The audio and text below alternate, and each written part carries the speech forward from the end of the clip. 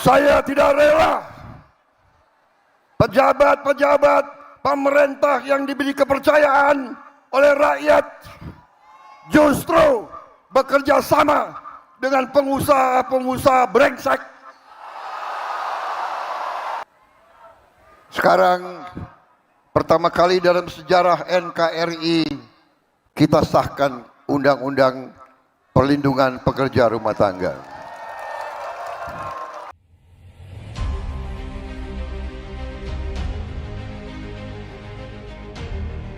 Prabowo kritik praktik korupsi di kalangan elit. Sebut elit, pintar maling. Presiden RI Prabowo Subianto menyebut praktik korupsi di kalangan elit sebagai faktor yang menghambat kesejahteraan masyarakat dan merugikan perekonomian rakyat. Bahkan, ia heran dengan orang pintar dan memiliki pangkat tinggi tapi malah menjadi maling uang rakyat. Yang saya sedih, orang yang semakin tinggi pangkat, banyak yang semakin enggak jelas. Saya heran. Semakin pintar, banyak yang pintar, pintar maling.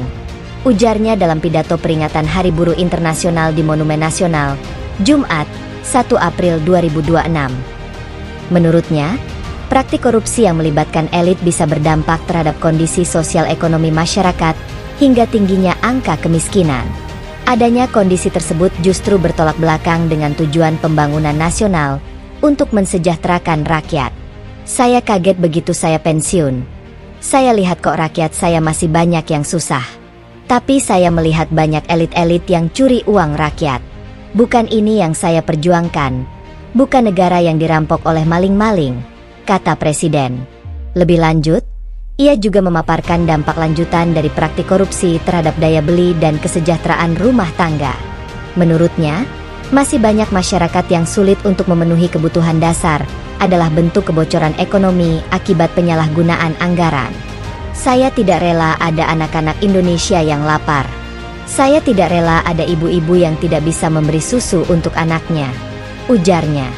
Meski tidak semua pelaku usaha memiliki praktik yang merugikan masyarakat, ia marah karena masih banyak potensi kolaborasi tidak sehat antara pejabat publik dan sebagian pelaku usaha yang dapat memperburuk kondisi ekonomi. Saya tidak rela pejabat-pejabat pemerintah yang diberi kepercayaan oleh rakyat justru bekerja sama dengan pengusaha-pengusaha brengsek, dengan pengusaha-pengusaha serakah. Tapi, saya mengajak kita dewasa tidak semua pengusaha serakah. Banyak yang bekerja dengan baik. Banyak kita butuh mereka supaya ekonomi hidup, tegasnya.